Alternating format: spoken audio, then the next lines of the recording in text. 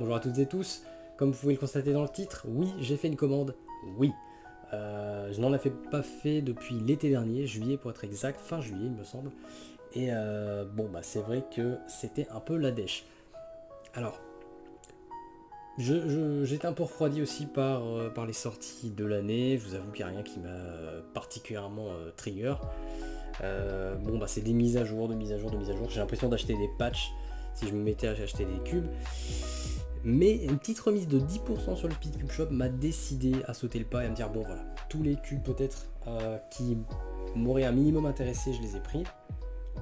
Plus quelques petits bonus pour me faire une idée. Alors j'ai déjà tout unboxé, j'ai déjà tout manipulé également, je vais pouvoir vous faire une première impression à chaud. À chaud ou à froid, je ne sais plus quelle est l'expression. Mais voilà, on va rentrer dans le vif du sujet. Donc il y a 4 cubes 3x3 et 4 casse-tête divers, je vais dire ça comme ça. Je vais commencer peut-être par celui qui est un peu l'ovni là-dedans, qui est ici, qui s'appelle le, si je ne me trompe pas, le Muyu Rainbow. Attendez que je vérifie ici. J'utilise pas de bêtises, c'est bien ça, le Muyu Rainbow Ball. Alors, ils appellent ça le mini, alors je sais pas s'il y en a un plus grand, il y en a peut-être un plus grand avec plus de billes. Alors le principe c'est assez simple, vous avez un trou ici, et vous pouvez pousser des billes qui sont dans leur enclos pour le mélanger, là, et après vous pouvez vous pousser toutes les billes. Alors c'est pas sans rappeler le système du pouce-pouce, vous savez cette espèce de damier sur lequel vous avez un trou et vous devez essayer de remettre dans l'ordre une image. Je déteste les pouce-pouce, mais j'ai essayé celui-ci, je l'ai réussi, faut un peu comprendre le délire, mais en gros il y a une petite contrainte quand même, parce qu'au début je me suis dit bon ça va être relativement bidon, mais c'est que vous pouvez aller seulement dans le sens... attendez que je vois ça... Ouais c'est ça, c'est-à-dire qu'une bille ne peut pas, si vous voulez, je peux pas la descendre ici entre la orange et la jaune. Ça c'est impossible, même s'il y avait un trou à la place du rouge. Je pourrais pas. Les billes, les billes ne bougent que dans un sens particulier. Faute de place. Bien sûr, donc il y a des intersections que vous ne pourrez pas traverser avec vos billes, mais d'autres oui. C'est hyper satisfaisant, ça fait un petit peu de bruit effectivement, mais c'est très satisfaisant. Je veux dire, même en dehors du solving, c'est assez... Voilà, si vous aimez les objets du type fidget, moi je trouve ça vraiment très cool. En fait, le système il est tout con. Vous avez donc cette armature en plastique qui est de très très bonne qualité. D'ailleurs, je pense que si le casse-tête tombe, à mon avis c'est du solide. Et à l'intérieur, vous avez une espèce de grosse mousse, comme une espèce de mousse éponge, sur laquelle viennent se frotter toutes les billes. Et qui, en reprenant sa forme, cette éponge va repousser les billes. Donc c'est hyper con, mais fallait y penser en fait. J'ai trouvé ça hyper astucieux. Et voilà, c'est sympathique.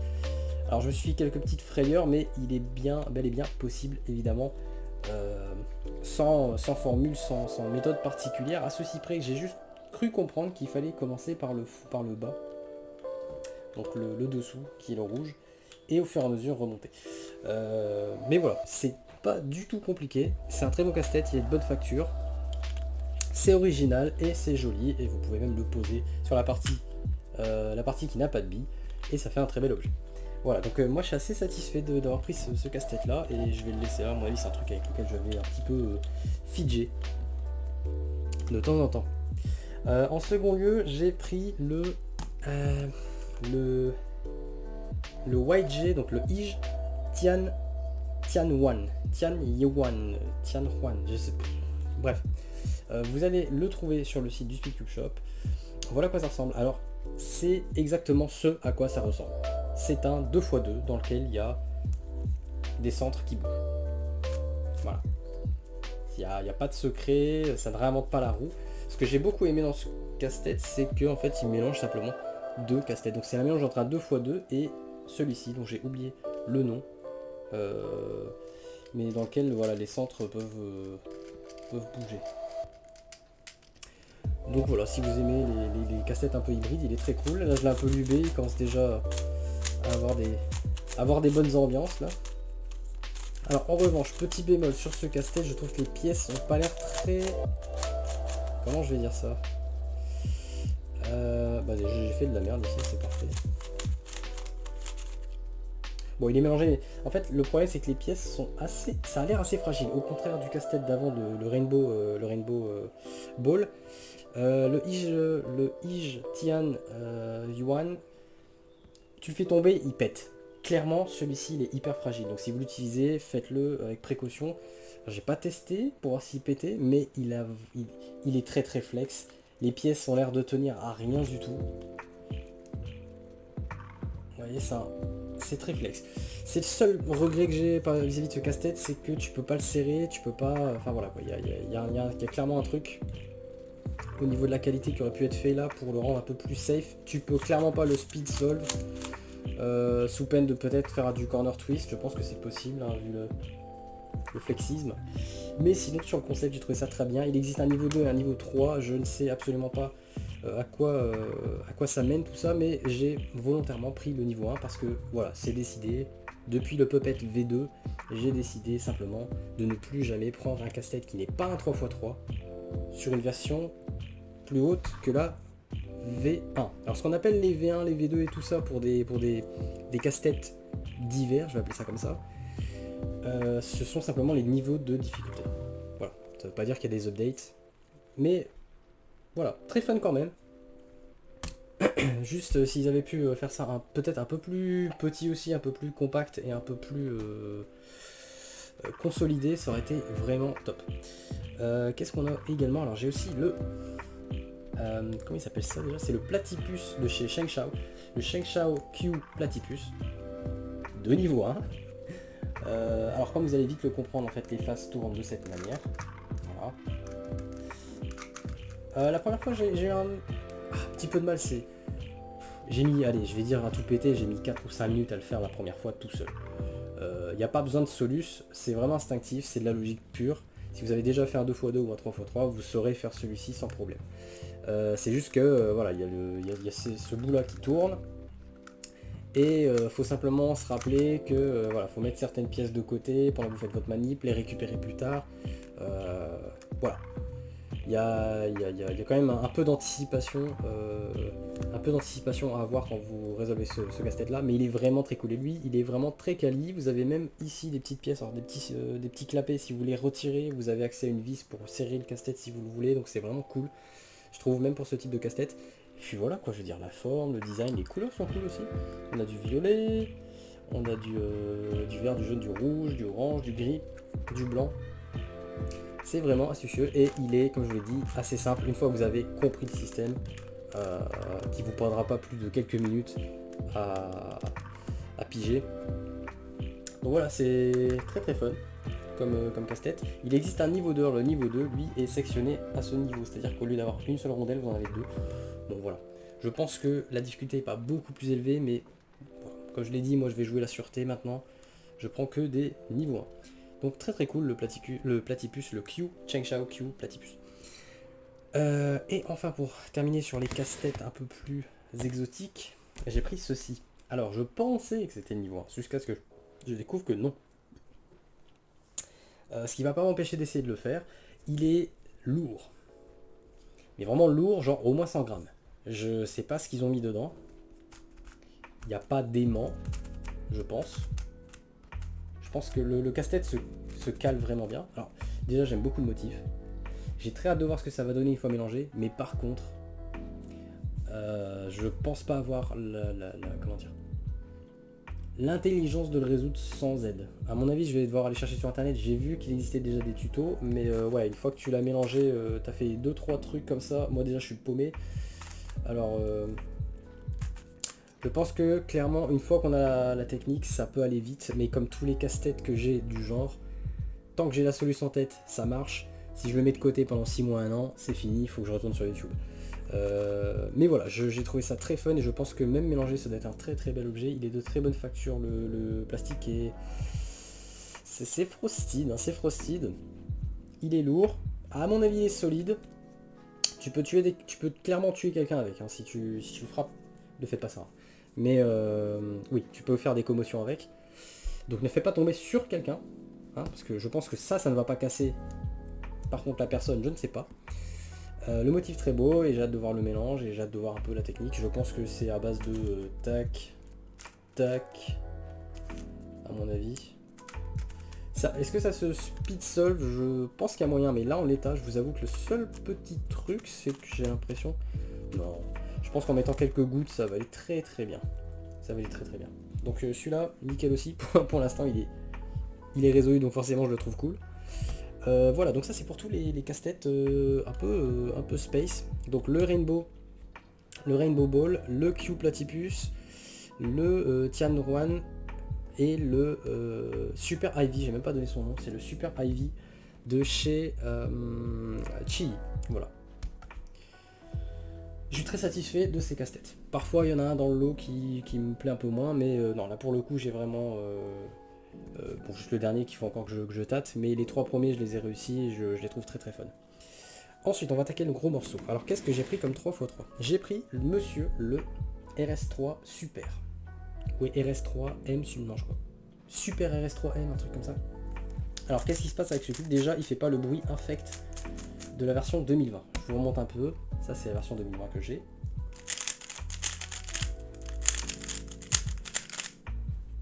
Je trouve pas ça dingo. C'est pas un des cubes que je porte dans mon cœur. En revanche, il est vrai, et j'ai mis longtemps à l'admettre, que le RS3M me donne vraiment des performances assez satisfaisantes. C'est juste que je n'aime pas le bruit qu'il fait, j'aime pas le feeling du cube. Donc je me suis dit, bon, peut-être que le Super va être mieux.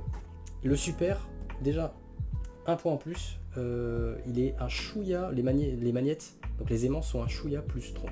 Ça veut pas dire qu'ils sont strong, ça veut dire que pour moi, le RS3M 2020, il était un tout petit peu en dessous du médium. Là, on est vraiment clairement dans le médium. Donc ça, c'est déjà une bonne chose.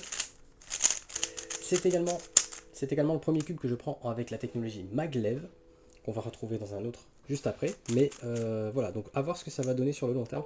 Là, il est stock, hein, je les ai pas setup du tout, les cubes que je vais vous montrer. Il est stock, il est hyper, il est assez tight, donc assez serré. Néanmoins, il est quand même relativement rapide.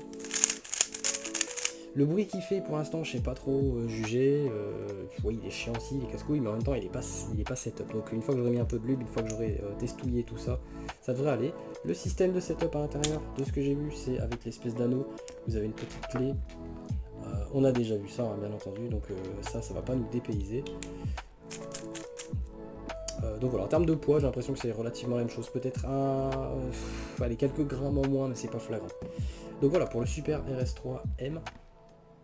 Ouais, c'est ça. Super RS3M. Je trouve pas la différence incroyable. Je trouve juste que les aimants sont effectivement un peu meilleurs. Donc à voir sur le long terme si au niveau auditif et au niveau performance et feeling, hein, parce que le feeling pour moi c'est très important pour un cube, voir si ça match. Mon but à terme avec ces cubes, c'est bien entendu d'en remplacer d'anciens. Donc si je pouvais me débarrasser du RS3M 2020 pour avoir quelque chose d'un peu plus quali, ce serait cool. En tout cas, il est très smooth maintenant le 2020.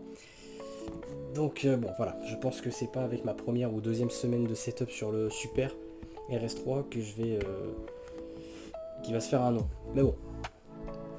Ensuite, j'ai pris également le YS3M. YS3M, donc une petite nouveauté ici, qui est un peu plus léger que le Super, j'ai l'impression, le Super RS3. Et alors lui, ce qui est intéressant, je l'ai senti tout de suite à l'unboxing, je me suis dit, il y a un truc de ouf, ce cube est hyper stable. J'arrivais pas trop à mettre le doigt dessus, jusqu'à ce que je retourne voir la description du cube que j'ai pris. Je l'ai pris en version Maglev, Ball Core. Ça veut dire quoi? Ça veut dire qu'il y a une boule qui protège le cœur, et qui permet peut-être aux pièces de flex un peu moins au milieu, au centre du casse-tête. Et ça explique totalement, mais je l'ai senti, j'avais complètement oublié que c'était un ball core que j'avais pris, mais j'ai senti qu'effectivement on était hyper stable. On a l'impression vraiment que les pièces gravitent autour de quelque chose et que tu peux pas... c'est pas contraignant, au contraire, je trouve ça vraiment très cool, ça glisse autour. Et voilà, j'ai très hâte de le setup et de continuer là-dessus. En tout cas, il est très rapide. Le gloss, c'est vrai que j'ai pas parlé du gloss de la version Super RS3M. Le Super RS3M, je pense qu'il est en 56 mm. Je sais pas, je suis pas sûr. Je pense que le YS3M est en 55. Et ouais, non, c'est assez engageant, je vais dire ça comme ça. Alors bien sûr tous les cubes que je vais montrer frottent un peu, donc il va y avoir un petit bruit un petit frottis, on va dire ça comme ça. Un petit bruit assez sec. Donc le temps que je les lube, le temps que peut-être je les nettoie, je sais pas, celui-là il est. Je sais plus s'il était lubé stock. Mais en tout cas ouais. Je vais pas dire une claque, mais en tout cas clairement quelque chose de surprenant en utilisant le cube, très très stable. Et très contrôlable malgré tout. Les aimants sont cool, hein. Les aimants on est un petit peu au-dessus du médium je dirais, on n'est pas sur du strong mais on est là. Alors même système que le Super RS3M, cet anneau avec la petite clé. Bon, on s'y trompe pas à mon avis, ce sont les mêmes fabricants. Je ne sais plus exactement le budget de ces différents cubes, vous m'excuserez, je n'ai pas les budgets en tête. Ensuite j'ai pris le MS3X. Le MS3X, alors j'ai un historique avec les MS Cubes. Le tout premier que j'avais pris, je le trouvais un peu flex, j'aimais pas trop l'archi, mais je trouvais qu'en termes de performance et en termes de feeling, il y avait du potentiel.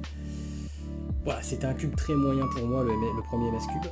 Et ensuite, j'ai rempilé en me disant, voilà, je vais prendre un autre cube. J'avais pris le MS3L Enhanced, avec les aimants dans le cœur. Et je suis tombé vraiment amoureux de ce cube, qui est encore aujourd'hui super cool. Alors bien sûr, j'ai break-in, c'est-à-dire que voilà, je l'ai un peu usé, mais il est vraiment, j'adore ce cube. J'adore ce cube et donc il était assez naturel en allant sur les cubes, les nouveautés de 2022-2023. Voilà, que je participe à l'effort de guerre. Moi j'aime beaucoup cette marque, je pense que c'est une marque à surveiller. Ils font la même chose que les autres. Vous allez me dire, ils font rien de révolutionnaire. Ils font peut-être même moins, parce que celui-ci n'a pas de maglev, il n'y a pas de cœur, de ball core, ni rien du tout. Mais j'adore déjà ce cube, parce qu'il est hyper silencieux. Beaucoup plus que le L3 Enhanced. Et puis voilà, il est déjà très cool. Très cool. Le système de setup à l'intérieur par contre, c'est vraiment le seul truc qui m'a fait un petit peu flipper. Il y a un système dedans, vous avez une espèce d'anneau bleu, vous avez une vis et un anneau rose en dessous. Alors, je sais pas du tout à quoi ça correspond, j'ai pas encore lu la notice qui est en anglais au passage. Donc voilà, je me plongerai là-dessus là dans les jours qui viennent. J'ai très peur que le setup prenne des plombes, mais bon, on va voir. Peut-être que ça va être génial et que ça va aller vite. Et enfin, le dernier cube que j'ai pris, c'est un X-Man Tornado. Alors le X-Man Tornado V3. Petit reminder, moi le V2, je l'ai détesté à l'unboxing. Vous pouvez retrouver ma vidéo. J'ai trouvé qu'il y avait trop de lock-up, il y avait vraiment un délire. Et j'ai pas arrêté au fil des semaines et des mois de changer mon setup. J'ai jamais trouvé quelque chose qui me convenait vraiment. Jusqu'à ce que, effectivement, il y a quelques mois de ça, le Tornado V2, j'ai fini par le dompter et trouver un setup qui fonctionne. Mais j'ai jamais été amoureux de ce cube, j'ai jamais trouvé. Il y avait une hype autour du V2 quand il est sorti et qui a duré très longtemps, à laquelle je ne participais pas. Moi je trouvais vraiment que c'était un cube qui avait un défaut majeur et je savais pas. Voilà, il y a beaucoup de gens qui disent c'est doux, il y a des gens qui disent c'est le cube. C'est pas clair. Mais puisque la V3 est là, je dois bien vous avouer que j'ai tout de suite déjà à l'unboxing un meilleur sentiment sur cette V3 que sur l'unboxing de la V2. Est-ce qu'ils auraient corrigé quelque chose? C'est pas impossible. C'est même très probable. Et pareil, cube très silencieux. J'ai plus le problème de bruit d'aimant que j'avais sur le V2. Je vous fais écouter le V2. Alors, ça s'entend peut-être pas, mais en gros quand je le tourne, il y a les aimants en fait, si vous voulez, quand ils se font face, ils bougent un peu dans leur slot. Ce qui crée un petit bruit et moi malheureusement moi j'ai fait gaffe à chaque fois et je l'entends que ça quand j'utilise ce cube. Donc il est très smooth aujourd'hui, il est plus praticable. Voilà, j'arrive à faire des choses avec. Mais voilà, il y aura toujours un petit côté lock-up. Je suis pas complètement à l'aise quand j'utilise cette V2 et il y a toujours ce petit son qui vient m'irriter un tout petit peu. Et ces deux défauts là ont l'air d'avoir disparu de la V3. Alors que moi j'étais quand même. Moi je me suis dit je vais le prendre pour la blague et ça se trouve il va être horrible, mais en fait non. Pas du tout. Ça s'engage et ça se présente plutôt bien pour le X-Man Tornado V3 qui est actuellement un des cubes qui figurent dans les tops de beaucoup de monde. Donc voilà sur ce que j'avais à vous présenter aujourd'hui. Je refais un petit récap si jamais. Donc nous avons vu le Rainbow Ball Mini de chez Moyu. Nous avons, alors que je le fasse juste après, notre ami ici le IJ, le YJ Tianhuan, qui est un petit peu fragile, attention. J'ai également le Chi Super Ivy, qui a l'air compliqué, qui est lourd, mais qu'on va quand même tester. Et on avait également le Sheng Shao Q Platypus, level 1 bien entendu, qui fait vraiment bien le taf et qui est très cool aussi. Ça c'était pour les casse-têtes, les premiers que je vous ai montré. Et donc pour le récap des 3x3, et bien simplement on y retourne. Donc j'avais le Super RS3M, qui fait encore du bruit, hein, malgré tout, assez creux. On a le YS3M, qui est vraiment intéressant de par sa stabilité. Le MSX, le MS3X,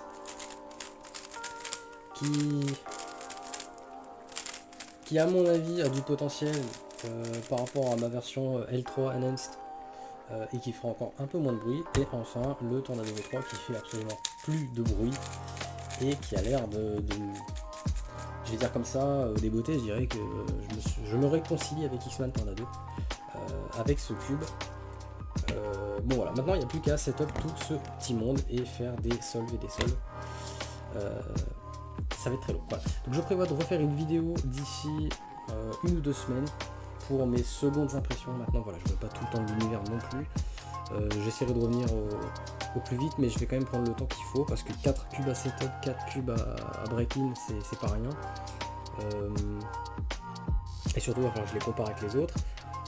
Autre petite information, en ce moment j'utilise le Cube Together pour classifier mes cubes.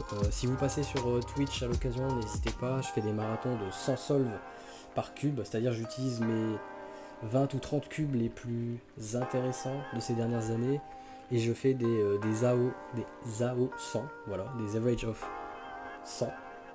Et en fonction des scores que j'obtiens avec Cube Together, je les classifie, je state tout ça, et à la fin de ce marathon, qui je sais pas, va peut-être prendre des mois, et bien je pourrai enfin me dire bah voilà, mon top performance en termes de cubes, voici le top 3, le top 5, le top 10, et je vais essayer d'inclure ces cubes-ci dedans, puisque voilà, c'était pas prévu à la base que j'achète des casse-têtes, mais bon, ça s'est décidé il y a une semaine. Donc voilà, encore du boulot, super. Voilà, bon, en tout cas merci d'avoir regardé la vidéo, n'hésitez pas à commenter si vous avez des expériences, des anecdotes à raconter ou des expériences à partager vis-à-vis de tous ces casse-têtes, n'hésitez pas à le faire, ça m'intéresse toujours. Et voilà, moi qu'est-ce que j'ai à dire par rapport à ça? Bien, j'ai fait cette commande là, il y a beaucoup de choses déjà, je vais m'occuper, étant donné que je m'occupe déjà assez bien avec les cubes que j'ai depuis des plombes. Je pense que ces 4 là vont m'occuper un petit moment, donc vous attendez pas à une nouvelle commande prochainement, même si j'ai un projet à l'avenir, alors je sais pas si ce sera fin d'année, vers Noël ou même l'année prochaine, d'au moins prendre le MGC Evo 2 qui me fait de l'œil, mais à part ça j'ai pas grand chose qui m'attire. Le WRM V9 qui vient d'être annoncé, je m'en bats les couilles. Tout ce qui va être GAN 13, 14, 15, je m'en fous aussi. Je vais vraiment attendre qu'il y ait soit une révolution, soit vraiment des prises de risque ou des choses comme ça. Mais bon, voilà, les updates, pas tous les ans, pas tous les mois. Là, j'ai déjà de quoi faire. Voilà, là-dessus, moi, je vous dis à la prochaine. Amusez-vous bien avec vos cubes. Et puis voilà, c'est tout.